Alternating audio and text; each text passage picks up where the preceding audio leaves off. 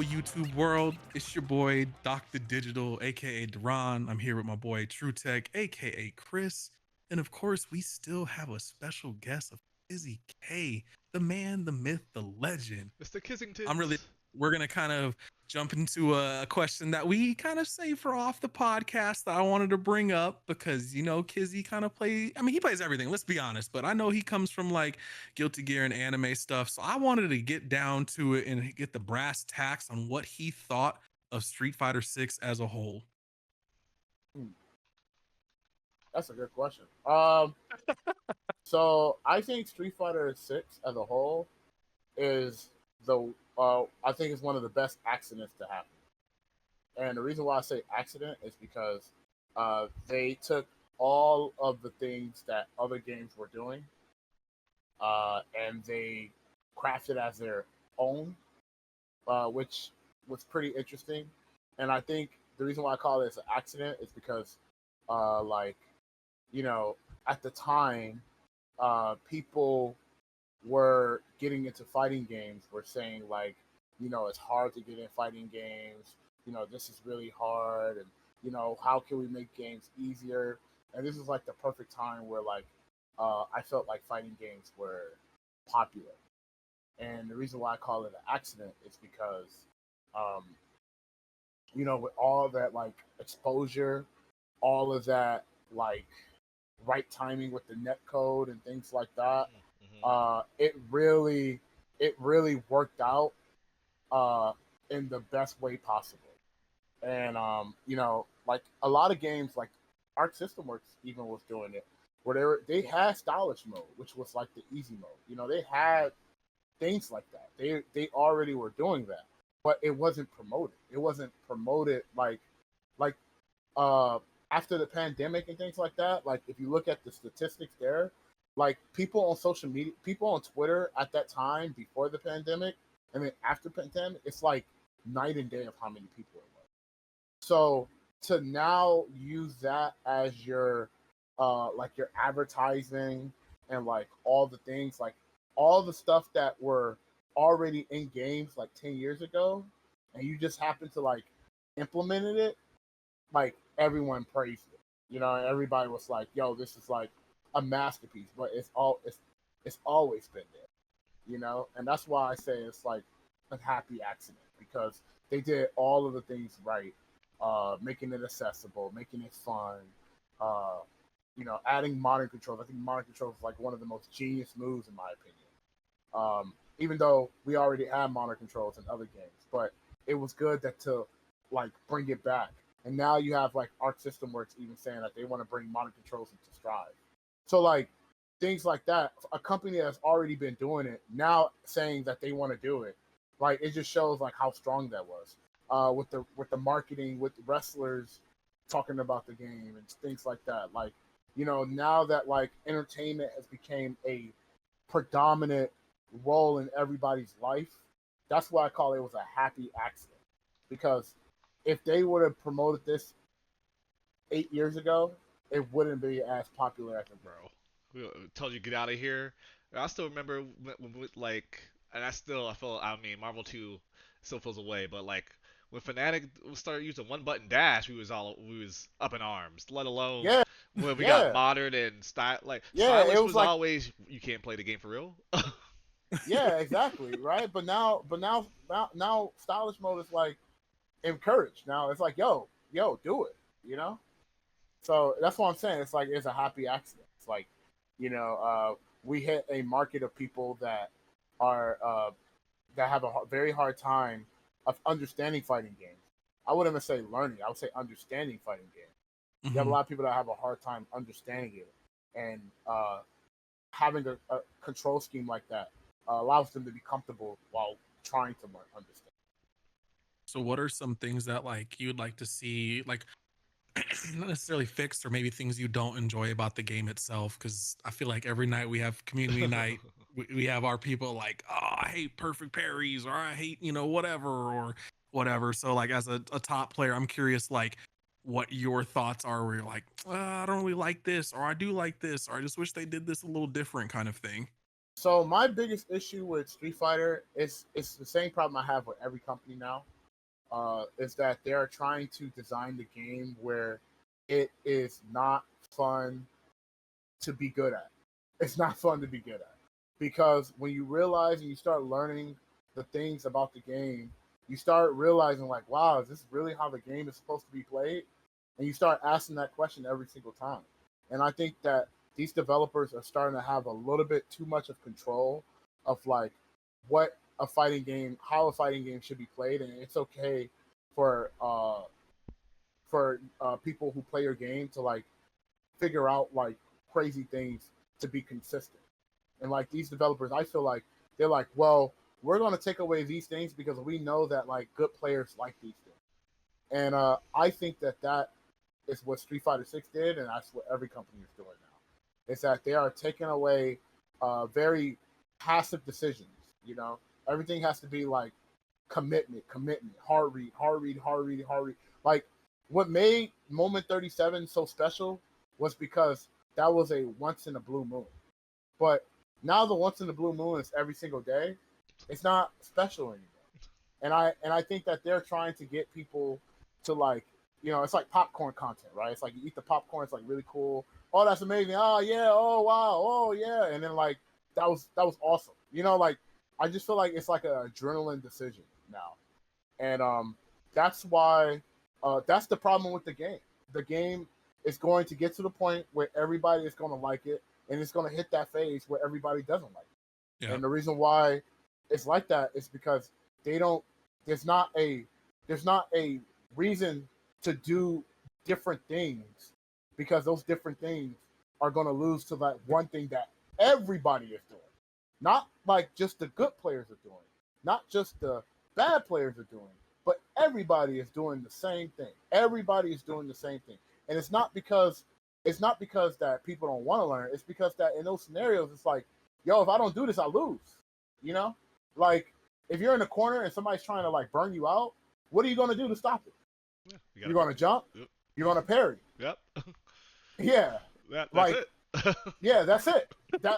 And those are two big commitments. You get what I'm saying? So like it's not like any like passive way to like kind of like stop that from happening. You know, like I was like, yo, if they had like a mechanic like instant block where if you instant block a attack, you kind of build your drive meter back. That will make something like that will make something like, oh, he's not committing, he's like he's responding to how the person staggered, like the pressure and things like that, right?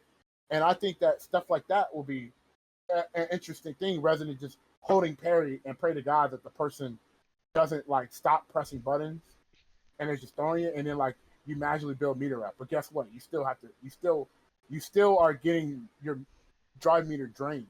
And now it's to the point where drive meter is more important than health bar. Mm-hmm. A person can have 100% health and it does not matter. Because if I burn you out and I have 3 bars, you're going to lose. Yeah. 100%. Like I'm going to do like infinite pressure that you can't get out of. Now I have plus frames. Now I have plus frames. So I'm going to do like all this crazy stuff.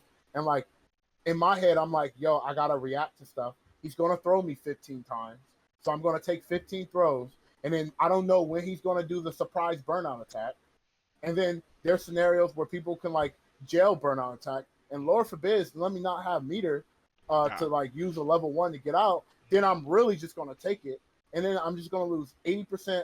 And then now I'm in a post strike throw scenario. And that's all. And that's not just Street Fighter. That's also Tekken. You know, like when a person puts me into like the heat mode and I'm now in the heat, now he's like plus 80 in my face.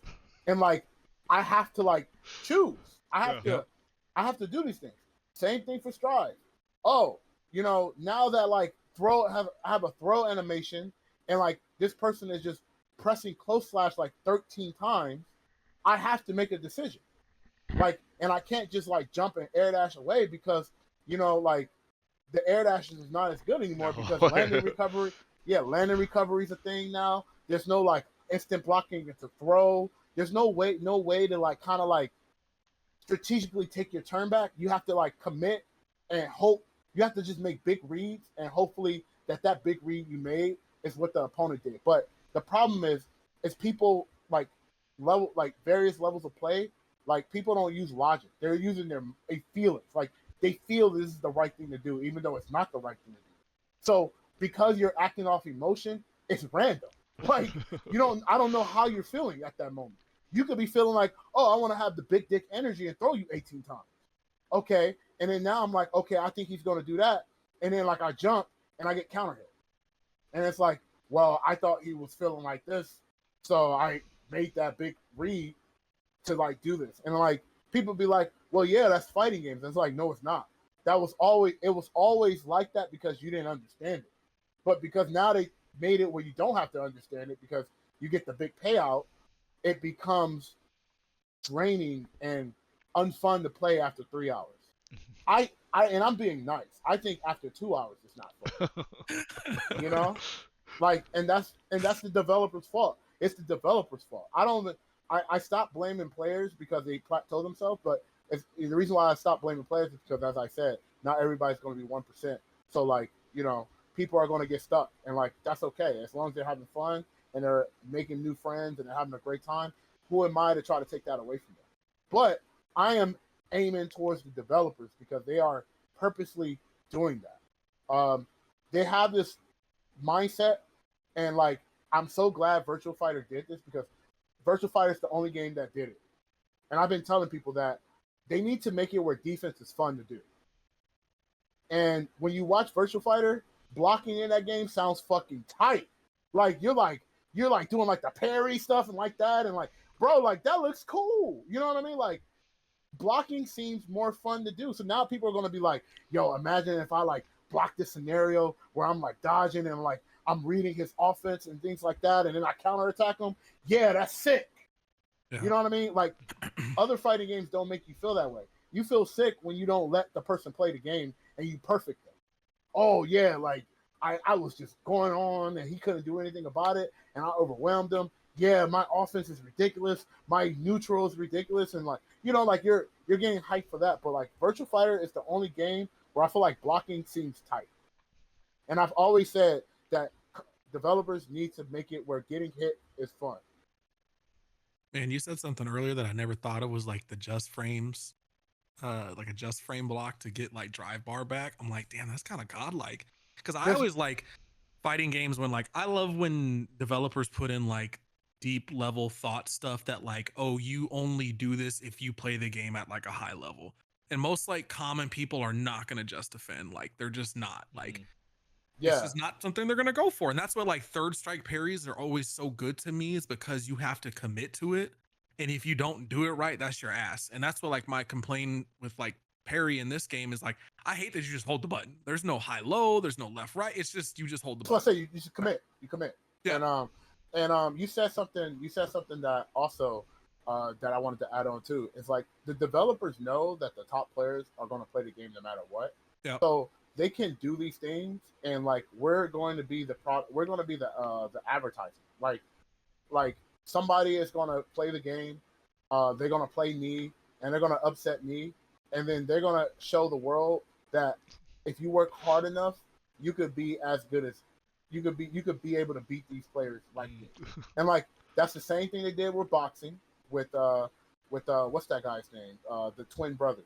Oh, the Paul brothers. Yeah, Jake Paul. Yeah, that's exactly what he. If you go back to when he fought Floyd Mayweather, he said, "I want to show the world that if you work hard enough, you could also be a boxer and fight some of the best boxers in the world and go toe to toe with them." And like we all know, in a business standpoint, that I'm sure that this was a business thing and it was like a promoting thing. But like for the average person that don't know, they're gonna get inspired. And they're gonna try to follow those dreams and believe that is possible. And like, yeah, bro, I had to explain to my son because we were watching the Tyson Paul fight, and it was like I was trying to like, bro, this ain't Tyson, dog. This is like old washed up Tyson. Because if this is like '90s Tyson, he's whooping this dude's ass. Like this is not the same kind of thing. And then like nowadays, you watch this, and they're like, oh, I could be a boxer when I turn 30 or 20 or whatever he is. And I'm like, nah, man, this is like stuff that people train their entire lives for, and now these people are going out there and like, see, you can do this. And I'm like, nah, man, that's not how this works. You can't go and do this Please type shit. fight And Tyson then without some and then millions to give him and see what happens to you. Yeah. yeah, and then unfortunately too is that's how people get discouraged. It's because they see what they see on TV and they don't see what's behind the TV of like the effort that people put. So then those players that you were mentioning saying that like they're really hard on themselves, that's the reason why. It's because these games are telling them that you can do this. And Yeah. then when you don't do it, you're like, why is it not working? Yeah. That's crazy. Yeah.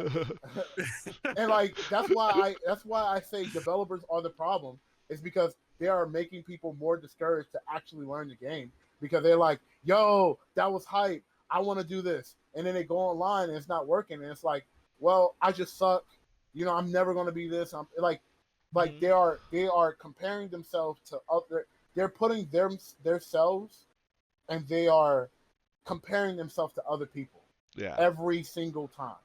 So Yeah. when you keep comparing yourself to other people and you're not successful and the other person is, you're gonna feel some type of way.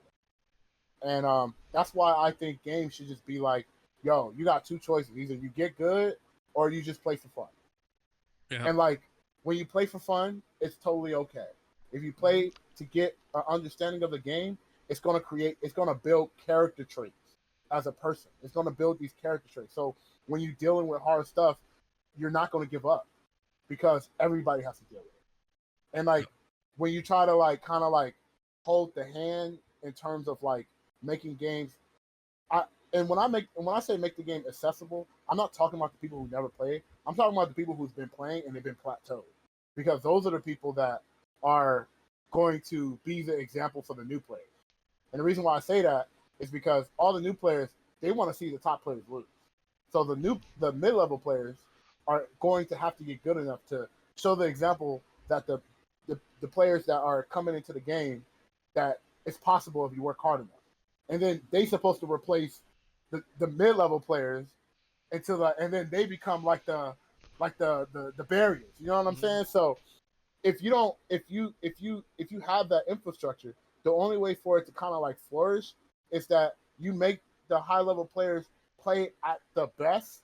So when a new player comes in and kind of dominates that, people who are the mediocre get inspired to then inspire the other players, and then the players now the player pool is now becoming more like it's more spread out, and then now people are more like, yo, I don't care that I'm not winning now. I know that I could get good because of this. You know what I mean? Like people are more willing to work together and like get a common goal rather than just being like, I just want to be good because X person is doing that and I want to copy that. And like if it works, then hell yeah, let's go. I'm nice. And if it doesn't, why isn't it working? I suck at it. It's like it's never like it's no in between now. It's always like left and right. It's like, yo, I'm bad. Yo, I'm nice. Yeah. You know what I mean? Like Yeah. that's just what it is now. Oh, this is great. I love man, you got some big brain answers, bro. It is dope because like we've asked other people and they're just like, oh man, I'd like to see perfect parry changed or whatever. So it's cool to kind of hear it like, what is the developer doing to like engage players and change things and not just feel like it's left and right. It's black and white. It's that easy type thing. So Yeah. it's refreshing to kind of hear it from like a different perspective. Well, the only reason why I brought it up is because I realized that every game is doing the same thing. So it's starting like there'll be times where I want to play a game for hours and I can't do it no more. And it's not because like I'm getting old. It's just because that a person stops, like the person that you're playing, he stops trying to get, he stopped trying to fight you. He's just trying to beat you. And like it's a difference between fighting and then beating somebody. When you're fighting them, you're trying to fight them, like you're trying to outfight them. So like you're letting them do their things, you're counterattacking, you're trying to like allow them to kind of like create space. You're trying to get that space. You're trying to earn that space. You're not trying to just beat the space. You're not trying to be like, oh, I'm just trying to beat you. It doesn't matter how I win. I could just do I could do 5 bad decisions and like if it works, who cares? I won. Versus when somebody is trying to fight you, they will acknowledge the things that like, oh, I got lucky here. I need to get better at that. Or like, if he was playing a little bit better here, I Mm. felt like that I could have lost in this scenario. I felt like I was in I kept doing these two options. Let me not do these two options no more next time. Like that's the difference between fighting somebody and then beating somebody. And like Hmm. now, when you play these games, people start giving up and they're like, I just want to beat them. And Yeah. like they just throw away all the things that they're trying to learn and get better. And then like the game becomes like he's just choosing two options over and over again and hoping to God that it works. Yeah, that's fair. So Yeah. I appreciate you coming on. Like I said, these answers were super dope. Yeah, I like I that. I think like that, especially the developer thing, because I do feel like a lot of people, especially they're like we live in a patch era, and I know we came up from where you gonna get a new version of the game. That's when For you two go. That's years. that's when the change. Yeah. That's when you gonna get them changes, bro. So Yeah. like me, I've been playing Kimberly since the game came out. I was like, she has enough that she can do something. Yes, it's tougher, but here and a lot of people will be like, I'll see you. I'm done. I'll come back when that next patch. And yes, I'm happy for the buffs, but I never stopped playing. I never stopped Yeah. playing. That's my character. I enjoy her. I have enough. If Psycho can do it, I can do it too. And other people were like, I should have seen the Kim Discord when the buffs came out. I was like, I forgot you played Kim. I forgot you played her a year ago. Hey man, what's going on? And also, he was waiting for Capcom to save you, huh? well, like I said, I appreciate you coming on, man. I think this insight was awesome. It's just a different perspective of looking at stuff, and it's not just oh, I'd like to see this mechanic changed or kind of thing or Capcom save us. So it is cool to like yo put some of this on the devs, and I don't disagree now because now you got me thinking like it's cool just to kind of think outside the box and differently than what normally I would think of, like where I'm complaining about a mechanic and I'm like, man, maybe it's the game. Maybe we need more features within said game and not just fixing one of the mechanics in the game. Yeah. So, all right, Chris, do your thing. Send us off. Everybody, as always, appreciate you for coming through. If you watch it to the end, you know what? Let me get a cat emoji for my past friend in the comments. Let me get that if you watch it all the way to the end. Tell your friends to tell a friend because we got Kizzie Kay here, bro. Don't do him some justice. Get this man some views. Don't be over here making us look bad. And as always, what about peace? Peace.